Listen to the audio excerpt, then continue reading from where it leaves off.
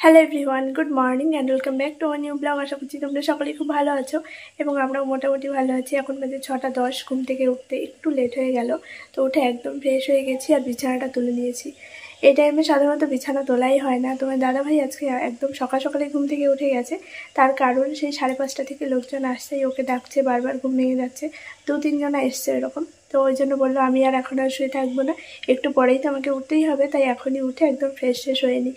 তো ও উঠে চলে গেছে ফ্রেশ হওয়ার জন্য, আর আমি ওই জন্য বিছানাটা একদম তুলে নিলাম। তো ঝটপট এখন যাবো রান্নাঘরে, দেখি কি রান্নাবান্না হয়। ওর জন্য সব খাবার টাবারগুলো রেডি করে দিতে হবে। 8টার মধ্যে এবার বেরিয়ে যাবে, আর ওই জন্যই আর কি ঘরে বিছানাটা তুলে ঝটপট আগে রান্নার কাজটা সেরে এসে তারপর বাকি কাজগুলোতে হাত দেবো। এখনও জামা কাপড় দেখো ওই পেছনে সব অগোছালো রয়েছে। গতকালকে থেকে আমি শুধু বলেই যাচ্ছি ভাঁজ করবো, কিন্তু কি হয়েছে আমার সত্যি আমি জানি না, আমার কোনো কাজ করতেই ভালো লাগছে না। তো ওইগুলো আমি রান্নার পরে আজকে করবো, কিচ্ছু করার নেই। তো ঝটপট রান্নাটা কমপ্লিট করে আসি, তারপর আবার তোমাদের সঙ্গে গল্প হবে। আর এখন গল্প করতে গেলে অনেকটাই লেট হয়ে যাবে, আবার ওর কাজে যেতেও লেট হয়ে যাবে। আর ওই যে গতকালকে এখনই আমার জলটা চেঞ্জ করা হয়েছিল, এতটা সুন্দর লাগছে এখন দেখতে, পুরো সবুজ একদম, সুইমিং পুলের জল যেরকম থাকে না সেরকমটা লাগছে। তো চলো, সকাল থেকে আজকে ব্লগটা শুরু করলাম, সঙ্গে থেকেও সারাটা দিন কীভাবে কাটাই সেটাই তোমাদের সঙ্গে শেয়ার করব।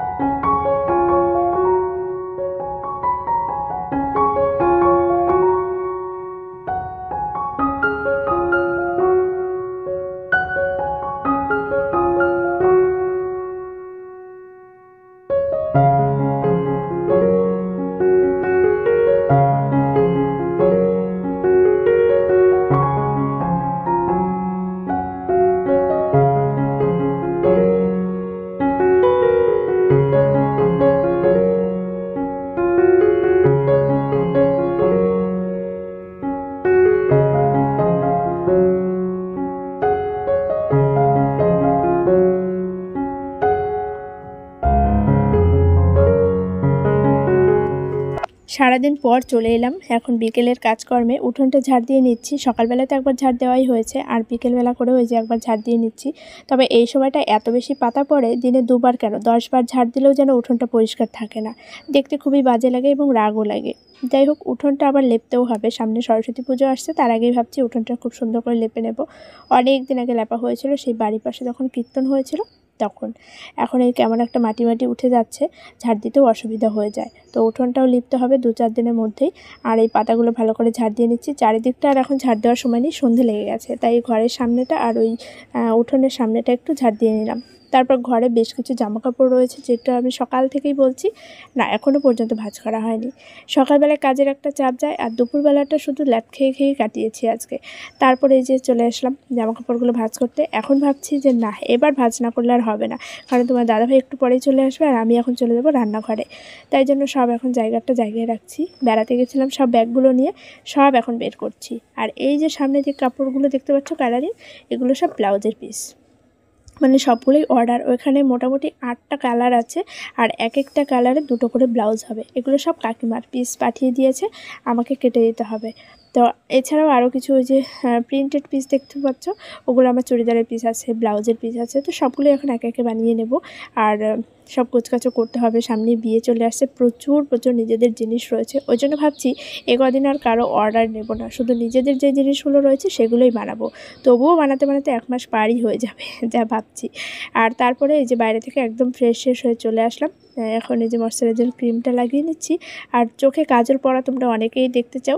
দেখো, কাজল পরা ওইভাবে ক্যামেরার হাতে নিয়ে আমি তো আর কাজল পরতে পারবো না, ক্যামেরার সামনেও পরতে পারবো না। আর তুমি দাদাভাইও বাড়ি নেই যে কাছ থেকে ভিডিওটা করে দেবে, আর আমার সামনেও ক্যামেরাটা সেভাবে সেট করারও জায়গা পাচ্ছি না।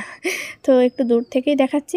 এমনি নর্মালি যেভাবে সবাই কাজল পরে আমিও সেভাবেই পরি, তবে বিয়ে বাড়িতে যখন যাই তখন একটু মোটা করে পরার জন্য নিচটা লাইনার দিয়ে একটা বর্ডার করে নিই, মাঝখানটাতে কাজল পরি। আর বাড়িতে যখন নর্মালি পরি তখন এমনি শুধু কাজলটা দিয়েই একটু টেনে নিই। আর সবসময় আমি কাজল পরতে পছন্দ করি, এটা বিয়ের আগে থেকেই, আমার যখনই মনে হয় তখনই কাজল পরি। তো সেই আর কি। তো চলো এখন ঝটপট একটু রেডি হয়ে নিই, মানে এটা হচ্ছে বিকেলের রেডি হওয়া, তারপরে চলে যাব রান্না করতে, রান্নার আগে রেডি হওয়া। তো তারপর দেখি কি রান্নাবান্না হয় না হয়, আবার সকালবেলা কি রান্না করব সেটাও কাটাকুটি করে রাখতে হবে, না হলে সকালবেলাটা অনেক চাপ হয়ে যায়, মানে ঘুম থেকে উঠতে লেট করে ফেলি আর তাড়াহুড়ো লেগে যায়, এবার টাইমের মধ্যে হয়ে ওঠে না, এটাই আর কি।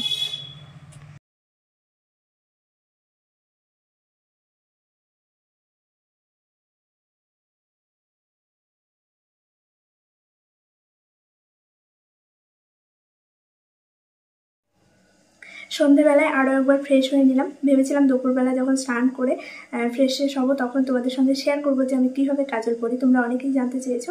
তবে বাড়িতে যখন আমি কাজল পরি তখন নর্মালি এমনি কাজলটা অ্যাপ্লাই করিনি চোখের নিচ দিয়ে, আর তাছাড়াও যখন বিয়ে বাড়িতে বা এমনি একটু হেভি সাজের প্রয়োজন তখন আমি কাজলের নিচ দিয়ে আবার লাইনার দিয়ে সুন্দর একটা বর্ডার করে নিই। তো সেটা আর এখন করি না, যখন বাড়িতে থাকি তখন নর্মালি শুধু কাজলটা অ্যাপ্লাই করি। তো সন্ধেবেলায় বাইরের কাজকর্ম সেরে উঠোন ঝাড় দেওয়া হয়ে গেছে, ঘর সব গোছকাজ করে নিয়েছি ঝাড়টা দিয়ে, আর একবার ফ্রেশ হয়ে নিলাম, তাই ভাবলাম এখন তোমাদের সঙ্গে ভিডিওটা শেয়ার করি। তো ওই যে ময়শ্চারাইজার ক্রিম লাগিয়ে নিয়েছি, যতবার মুখ ধুতে হবে ততবারই ময়শ্চারাইজার ক্রিম লাগাতে হবে, তার সঙ্গে কাজলটা একটু লাগিয়ে নিলাম তোমাদের সঙ্গে শেয়ার করার জন্য। তো চলো এখন আমি যাবো রান্নাঘরে, কী রান্নাবান্না হয় না হয় সমস্তটাই তোমাদের সঙ্গে শেয়ার করব। সকালবেলায় রান্নাবান্না শেয়ার করতে পারিনি, সকালবেলায় ডাল রান্না করেছিলাম, আর এখন সন্ধে লেগেই গেছে, তোমার দাদাভাই আসার আগে আগে আমি রান্নাটা ঝটপট করে নেব, আর তারপরেও আসার পর কিছু কিছু কথা তোমাদের সঙ্গে শেয়ার করবো, ভীষণ ইম্পর্টেন্ট একটা কথা। তো সেটা আর এখন আমি বলছি না, তাহলে রান্না করতে লেট হয়ে যাবে, ও আসুক দুজন একসঙ্গে ক্যামেরার সামনে বসে তোমাদের সঙ্গে ভিডিওটা শেয়ার করবো। সো চলো ঝটপট রান্না করে যাই, আগে রান্নাটা কমপ্লিট করে নিই। কী কী রান্না হয়েছে চলো তোমাদেরকে একবার দেখিয়ে দিই। আলু এবং মূলো দিয়ে হয়েছে চিংড়ি মাছের হালকা পাতলা একটা ঝোল, যেটা তোমার দাদাভাই পছন্দ করে। সকালবেলায় ডাল করেছিলাম, ডালটা একটু পোড়া করলাম, আর এই বাড়িতেও কিছুটা ডাল রয়েছে, কাকিমা দিয়ে গেছে। আর এখানে রয়েছে মাছ ভাজা, এটা হচ্ছে খয়রা মাছ বলে হয়তো। আর এখানে যে সকালের কিছু ভাজা ছিল। রান্নাবান্না কমপ্লিট করে চলে এসেছি ঘরে, আর এখন যাব খাওয়া দাওয়া করতে। অনেকক্ষণ আগে রান্না হয়ে গেছে, এবার দাদাভাই স্নান করতে গেছে, তো ও স্নান করে আসুক তারপরে যাবো খাওয়া দাওয়া করতে। এই যে কাজের থেকে এসে জামা প্যান্টগুলো সব এখানে রেখেছিল, সেগুলো সব ওই জায়গায় রেখে দিলাম, মানে যেগুলোর কাজের ড্রেস সেগুলো সব এখানেই থাকে, আর ভালো জামা কাপড়গুলো সব ওয়ার্ড্রপে থাকে। তো এই জামা কাপড়গুলো সব সরিয়ে রাখলাম। আর গতকালকে থেকে আবার মশারি টাঙানো শুরু হয়েছে, কারণ প্রচণ্ড মশার উপদ্রব শুরু হয়ে গেছে, বড় বড় সাইজের এক একটা মশা। তো ওই জন্য গতকাল থেকে শুরু করেছি মশারি টাঙানো। ওই দেখো মশারিটা বাইরেই বের করা আছে। ফোন টোনগুলো সব এখন চার্জে বসাবো, ফোনে একদমই চার্জ নেই। তো স্নানটাও হয়ে গেছে, তো এবার যাবো খাওয়া দাওয়া করতে। প্রচণ্ড খিদে পেয়েছে, সেই সকালবেলায় রান্নার পরেই ভাত খেয়ে নিয়েছিলাম 8টা সাড়ে 8টার দিকে, গরম গরম তোমার দাদাভাইয়ের সঙ্গে ভাত খেয়েছি, আর সারাদিনে আর কোনো কিছু সেভাবে খাওয়া হয়নি, ওই জন্য খিদে পেয়ে গেছে। এখন বাজে হচ্ছে 15টা। তো এখন ঝটপট খাওয়া দাওয়াটা কমপ্লিট করে এসে তারপর বিছানাটা করে নেব। আর ভিডিওর কিছু কাজ রয়েছে, ফেসবুকে ভিডিও আপলোড দেব, সেটা আমি পারি না, ওর কাছ থেকে আমি অনেকবার শেখার চেষ্টা করছি, কিন্তু তবুও মনেই থাকছে না, মানে আমি পারছি না সেই কাজটা। এই জন্য আমি ওকে বলেছি যে ফেসবুকের সমস্ত দায়িত্ব তোমাকেই নিতে হবে, ওইটা আমি পারবো না। ইউটিউবের সমস্ত দায়িত্ব আমার, ফেসবুকের সমস্ত দায়িত্ব তোমার। আর ফেসবুকে যে নতুন আইডিটা আমি ওপেন করেছি ফেসবুক পেজ, সেই আইডিটার লিঙ্ক আমি তোমাদের ডেসক্রিপশনে দিয়ে দেবো, তাছাড়া ভিডিওর নিচেও দিয়ে দিচ্ছি। তোমরা অবশ্যই গিয়ে ফেসবুকে আমাকে ফলো করো, আমার পাশে থেকো। আমি চেষ্টা করব রেগুলার ফেসবুকেও ভিডিও আপলোড দেওয়ার জন্য। তো চলো ও আসুক, খাওয়া দাওয়াটা কমপ্লিট করে আসি। চলে এসেছি খাওয়া দাওয়া করতে।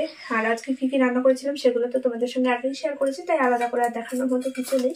প্রচণ্ড পরিমাণে খিদে পেয়েছে, মানে এখন আর ওয়েটও করতে পারছি না, শুধু ওর স্নান করার অপেক্ষায় ছিলাম যে কখন স্নানটা হবে আর আমি ঝটপট খেতে বসবো। সেই সকালবেলা খেয়েছি 8টা সাড়ে 8টার সময়, একদম 12 ঘন্টা পর আবার এখন 9টার সময় খেতে আসলাম। ঝটপট তুমি খাওয়া শুরু করো, আমিও ভাত নিয়ে নিই। এত খিদে পেয়েছে এখন মনে হচ্ছে গ্রামের মধ্যেই নিয়ে নিই, ছোট্ট থালায় ভাত খাবো। আর ওই দেখো একজনা, দেখো আমাদের আগে সবসময় এনে থাকে, আর ঠান্ডা লাগে বলে দেখো ওটার উপরে গিয়ে বসে আছে। চলো আর কথা বলছি না, আগে ঝটপট খাওয়া দাওয়া কমপ্লিট করে নিই। দেখো অবস্থা দেখো, ভয় পায় আবার খাওয়ার জন্য পাগল হয়ে যায়। ও খেলছে, ভালোই মজা নিচ্ছে, হাত থেকে নেবে না। হ্যাঁ কত বড় বদমাইশ, কিন্তু পাগল হয়ে যায়। এই খেপে যাবে কিন্তু, দিয়ে দাও। রেগে গেলে দেখো, আর একটা দেখো পেছনে, সাহস পাচ্ছে না যাওয়ার। বাহ ভালোই তো সাহস হয়ে গেছে। একেবারে সেই মাথায় ওই দেখো একদম নিয়ে এটাকে একটা দাও।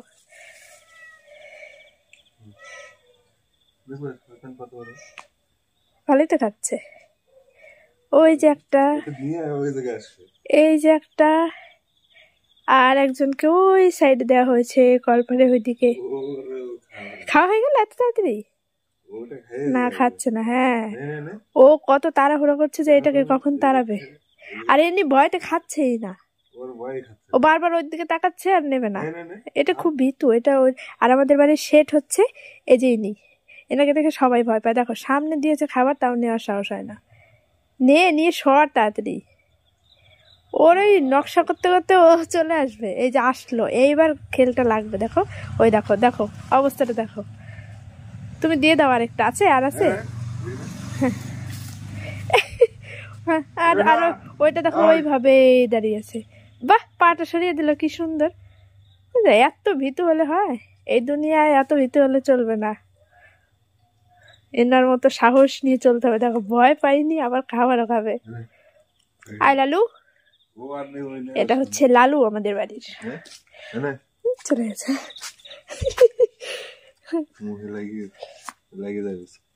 চলো খাওয়া দাওয়া কমপ্লিট করে থালা বাসন নিয়ে চলে আসলাম কলতলায়। সব কিছু মেজে ধুয়ে রেডি করে রাখবো। তাছাড়া সকালবেলায় কি রান্না করব সেই সবজিগুলোও কেটে রেখে এসেছি। রান্নাঘরের কাজ অর্ধেকটা রাত্রেই করে রাখতে হয়, না হলে সকালবেলায় এত তাড়াহুড়ো বেঁধে যায়। কি হয় বলো তো, প্রত্যেক দিন ভাবি 5:30টার মধ্যে ঘুম থেকে উঠবো। ফোনে অ্যালার্মও দেওয়া থেকে অ্যালার্ম বাজে, বাট কখন যে ফোনটা বন্ধ করে রাখি নিজেই বুঝি না। তারপর দেখে 6:10 বেজে গেছে, ব্যাস তারপর লেগে যায় দৌড়াদৌড়ি। কোনটা আগে করব কোনটা পরে করব বুঝেই উঠতে পারি না। তো ওই জন্য ভাবি রাত্রেবেলায় যতটুকু গুছিয়ে রাখা যায়, সকালবেলা তো প্রত্যেক দিন লেট হবেই, তো ওই জন্য রাত্রেই সব করে রাখি। আর তাছাড়া তোমরা প্রত্যেকেই জানো যে আমি রাত্রেই থালা বাসনগুলো মেজে রাখি, সকালের থেকে বেশিরভাগ রাত্রে করি। তো ওই যে এদিকে মাজা হয়েও গেছে, ঘরে গিয়ে মশারিটা টাঙাবো, ব্যাস শুয়ে পড়বো। আর গতকালকে থেকে ঠান্ডাটা একটু বেশিই পড়ছে, তবে কিছুদিন মেঘলা ওয়েদার থাকার জন্য অনেকটাই ঠান্ডা কম ছিল। তবে আর বেশি দিন তো ঠান্ডা থাকবেও না, 10 থেকে 15 দিন। দুপুরবেলায় যা গরম পড়ে মনে হয় যেন গরমকাল চলে এসছে। তো এই যে সব মাজা ধোয়া হয়ে গেছে, এখন ফ্রেশ হয়ে ঘরে চলে যাব। গতকাল ভিডিওটা এন্ড করা হয়নি, তাই চলে এলাম পরদিন সকালবেলায় তোমাদের সঙ্গে কিছু জরুরি কথা শেয়ার করার জন্য। গতকাল আমি একটা শর্টস ভিডিও আপলোড করেছিলাম, যেখানে একটা বোন আমাকে কমেন্ট করেছিলে, দিদি ভাই তুমি প্রিয়াদির ছেলে আয়ুষকে একটু সাহায্য করো। তো এরকম একটা কমেন্ট পাওয়া মাত্র আমি প্রিয়াদির চ্যানেলটা ভিজিট করি এবং সমস্ত কিছু জানতে পারি। হ্যাঁ, তোমরাও হয়তো সবটাই জানো।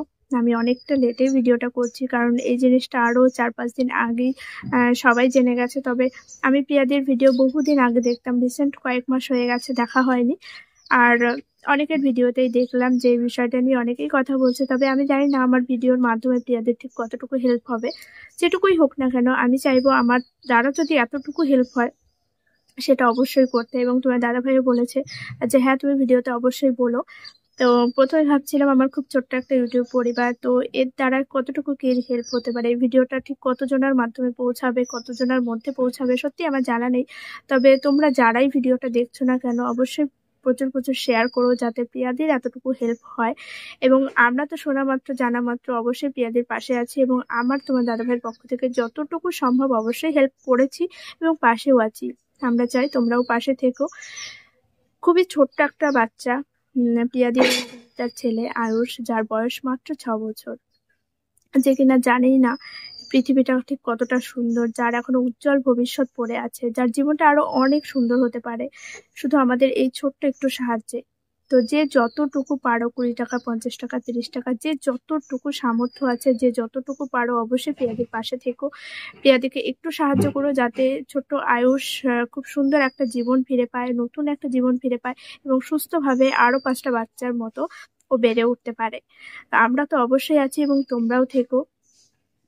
আর প্রিয়াদের চ্যানেলটা একটু ভিজিট করো, যারা জানো না, যারা জানো তারা তো জানোই, এবং যারা জানো না তারা প্লিজ এভি ব্লগস প্রিয়াদের চ্যানেলটা একটু ভিজিট করো এবং সমস্ত ডিটেলস জেনে তারপরেই তোমরা যে যতটুকু পারো শেয়ার করো। এবং সবাই যে টাকা দিয়ে সাহায্য করতে পারবে তেমনটাও নয়, যারা টাকা পয়সা দিতে পারবে না, যারা টাকা দিয়ে সাহায্য করতে পারবে না, তারা প্লিজ ভিডিওটা বন্ধু বান্ধবের মধ্যে শেয়ার করো, তোমার আত্মীয় পরিজনের মধ্যে শেয়ার করো। তাতে হয়তো অনেকের অনেকটাই প্রিয়াদির জন্য হেল্প হবে। তুমি না পারলে আরো একজন পারলে সে হয়তো সাহায্য করবে। তো এই ভিডিওগুলো প্রচুর প্রচুর শেয়ার করো, যাতে আয়ুষ খুব তাড়াতাড়ি সুস্থ হয়ে উঠতে পারে এবং খুব তাড়াতাড়ি ওর ট্রিটমেন্টটা হতে পারে। বেশ হিউজ একটা অ্যামাউন্টের প্রয়োজন ওর মানে সুস্থতার জন্য, ওর ট্রিটমেন্টের জন্য, যেটা একটা মধ্যবিত্ত ফ্যামিলির কাছে ভীষণই কষ্টসাধ্য ব্যাপার। সমস্ত ডিটেলস তোমরা প্রিয়াদের ভিডিওর মাধ্যমে জানতেই পারবে, আর আমি যতটুকু জেনেছি তার মধ্যেই তোমাদেরকে হালকা করে একটু বলি। আয়ুষ একজন থ্যালাসেমিয়া পেশেন্ট, যাকে প্রত্যেক মাসে ব্লাড দিতে হয়। তাছাড়া ও যত বেশি বড় হবে, ওর এজটা যত বাড়বে, তত বেশি ব্লাডের প্রয়োজন হবে। এতে ওর শরীরে আরো অনেক বেশি রোগ বাসা বাঁধতে পারে। আর ওর এখন বিএমটি করার প্রয়োজন, মানে এটা যত অল্প বয়সে করা যায় তত সাকসেসের চান্সটা বেশি থাকে, রিস্কটা কম। তো তবুও ডক্টরবাবু বলে দিয়েছে 10% রিস্ক আছে, 90% সাকসেস হওয়ার চান্স। আর ওর বয়সটা যত বাড়বে তত চান্স কম থাকবে সাকসেসের। তো সেই জন্য আর কি ওর বিএমটি করানো প্রয়োজন। আর একজন বাবা মা কতটা নিরুপায়, কতটা অসহায় হলে এমন ভাবে সবার কাছে সাহায্য চাইতে পারে, সেটা আর আলাদা করে ব্যাখ্যা করার মতো কিছু নেই। একজন বাবা মায়ের কাছে সন্তান যে ঠিক কি, সেটা সত্যি বলার কোনো ভাষা নেই। এবং আমরা চাইবো তোমরাও পাশে থেকো, এবং আমরাও সবসময় পাশে আছি। তো আজকের ভিডিওটা আমি এখানেই এন্ড করছি। দেখা হচ্ছে আগামীকাল একটা নতুন ভিডিওর সঙ্গে। সবাই খুব ভালো থেকো, সুস্থ থেকো।